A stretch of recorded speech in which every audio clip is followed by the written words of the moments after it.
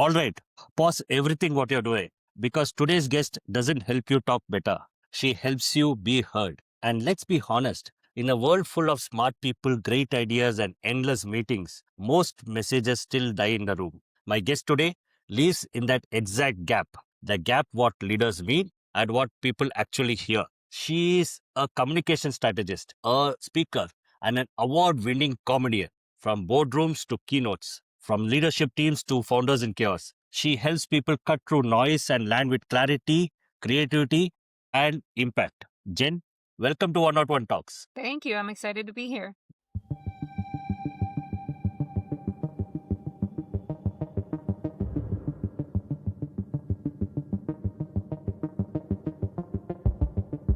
Jen, I want to start before the titles, before communication strategist, before consultant. You chose a path that most people wouldn't dare mix comedy and executive communication. So tell me this, what was the moment you realized that being funny wasn't the opposite of being serious, but actually a superpower in leadership communication? Yeah, a lot of people think it's almost offensive to stay lighthearted when you're tackling a problem. But there's plenty of science to back up the fact that if you can find humor and stay, don't let yourself get so heavy when you're trying to tackle an obstacle, you will see more perspectives on what's possible, more creativity. You have more chances of getting those like aha moments of, what could really crack the code here. So, you got to read the room. And if I know the audience here are, younger professionals. You don't want to be cracking jokes when it's really inappropriate.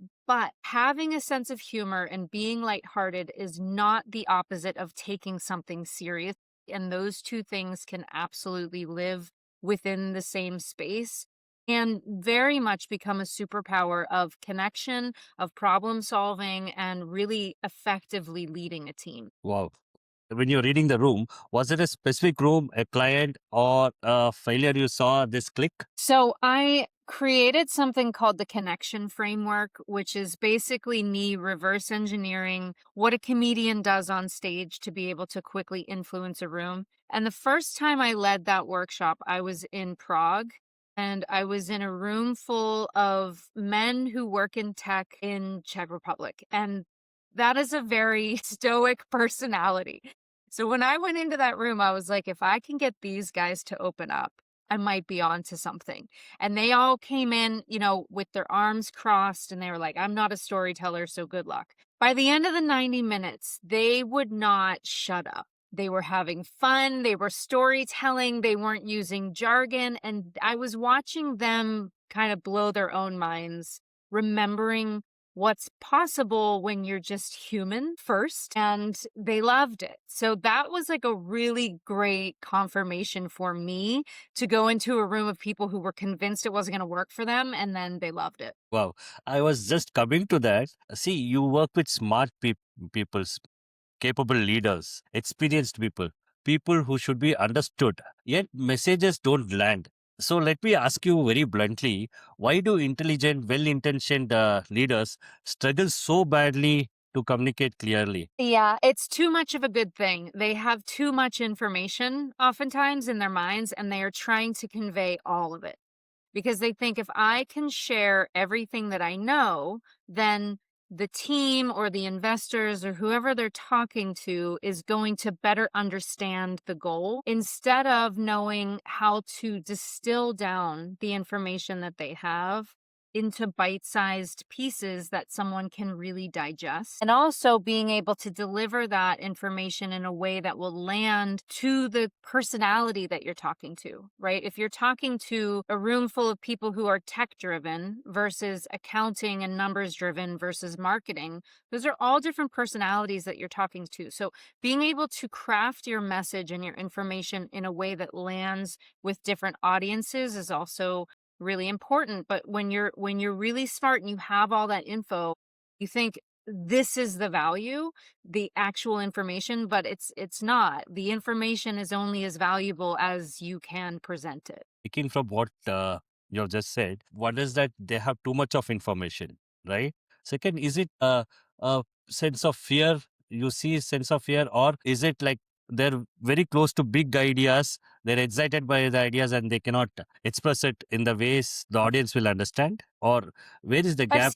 Yeah, I've seen both. It can come a little bit from insecurity, where it's like, let me just prove myself. And what I value is the fact that I'm smart and the fact that I know a lot. So let me lead with that. But, communication is a skill, and a lot of people are not trained in how to take something from your mind and communicate it in a way that's clear. So, a lot of people are like, well, I just don't have it. It's like, yeah, okay, well, you haven't been trained in it. You haven't learned this skill set, and it's very possible. And the good news is when you're smart and capable, you know how to learn things. And my job is to be able to meet you where you are and help you better understand, okay, how do you take your strengths and present them in a way that others will be able to relate to it. And next, this query even I have in mind. In your experience, what's more dangerous in leadership communication? Saying the wrong thing or saying nothing at all? Okay. So let's assume that you're not saying anything offensive or inappropriate. Okay. Let's take that off the table. Then Yeah, yeah. I would say saying nothing is more dangerous because people will fill in the blanks. And when you leave space for someone to fill in the blanks, they usually don't fill it in with positive information. It usually gets filled with worst case scenarios, anxiety, what they're doing wrong, why this isn't going to work out. So if you misspeak, you can always correct yourself. You can always let someone ask questions. You can continue the conversation. If you say nothing at all, they will fill in those blanks, and it's probably not going to be to your benefit. So I want to zoom out a bit and ask you, in rooms full of data, slides, and opinions, you just mentioned about tech people who you interacted with. What actually makes people listen? Stories, storytelling. And I work with people in tech and data and, medical, very jargon heavy industries. And what I love helping people realize is you are storytellers. If you can look at data and understand what it's saying, then that's the story, right? It's just that you get bogged down in like explaining what every little piece of the data means versus pulling back and like paint me the overall picture of what story is being told based on all of these data points that you're looking at, because that is the thing that is really valuable, right? Because anyone, especially with tech now, can pull data, but can you look at it and understand what it's saying? That is the thing that is really valuable. Being able to connect those dots for people and doing it in story is the way that people will be able to remember it, because people don't remember facts.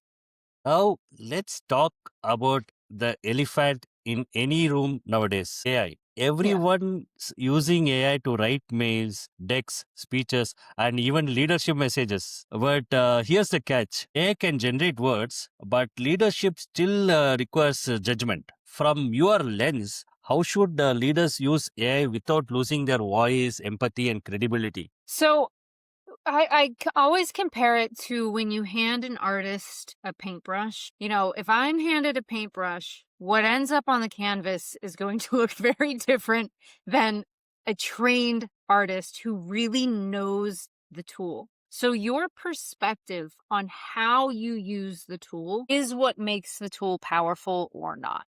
So the leader still, most of the leaders that I work with are in that position because they have a really clear and strong perspective on their industry, on their company, and on their role. So whatever tool you're picking up, in this case, AI, should go through that lens, right? AI should not suddenly be teaching you how to think, how to talk, how to teach, how to lead. You should be putting that through your lens and through your perspective and your voice and using it to, strategize or streamline certain things. But at the end of the day, it is a tool. It is not the thing that should be defining how you lead. For straight follow up from that, what's one mistake you already see leaders making AI driven communication? I mean, they hand the power over. You know, they think this is a shortcut to getting to the end result. And if they do it that way, they take the human out of the conversation, right? They take the soul out of the communication. And when that happens, everything gets watered down. Everyone can feel it, by the way. You know, we're all very in tune with what it sounds like when AI wrote something. And you know, when that happens, innately people don't trust it. And when there is not trust, it is so much harder for whatever it is you're communicating to land and for people to want to actually listen to it because there's just something that's off. And when the human animal can feel that something is off, we innately back away from it. And that is the last thing you want your team to be doing. You want them to always be moving closer to you.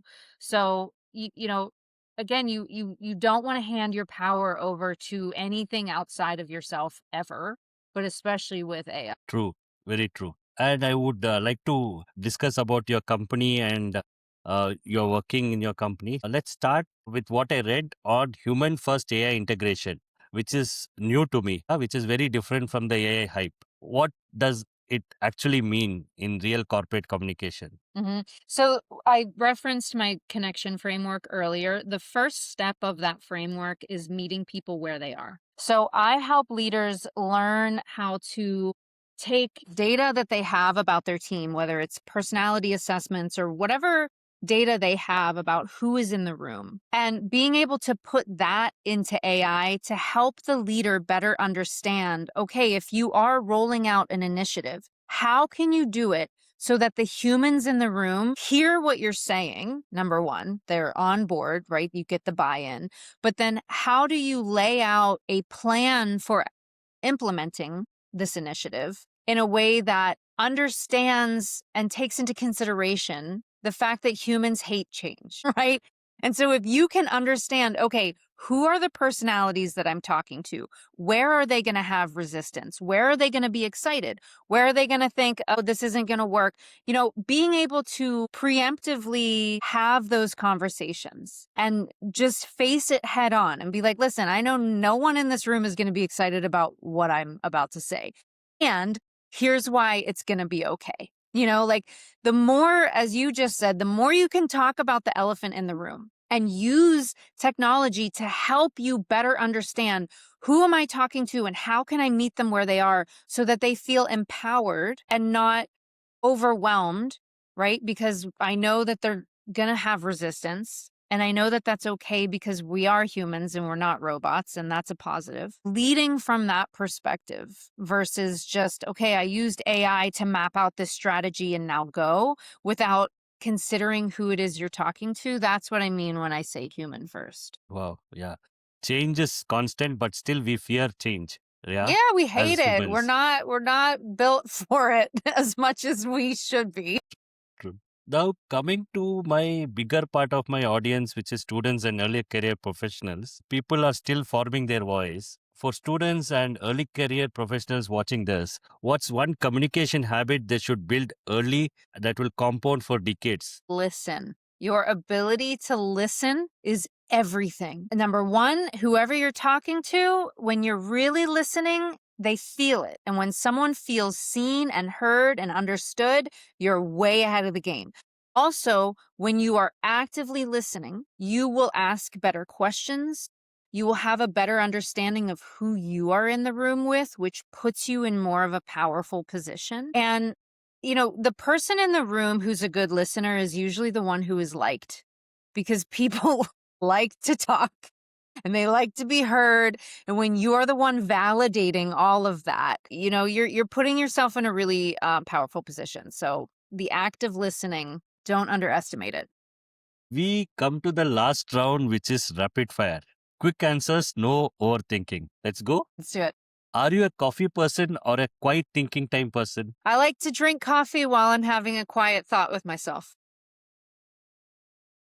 Okay, well put, balanced answer. A book that shaped your thinking. The Untethered Soul by Michael Singer. Okay. One word leaders should stop using Immediately. Urgent. Urgent. What do people confuse most with good communication? Information. Can you elaborate on that? Yeah. So they think, well, I gave all of the information. I gave more than enough information, so that's good. Versus really understanding, did what I say land? Is the person picking up what I'm putting down? Or did I just word vomit everything that I thought was important and walk away and feel like it's the other person's job to be able to take what I gave and understand it?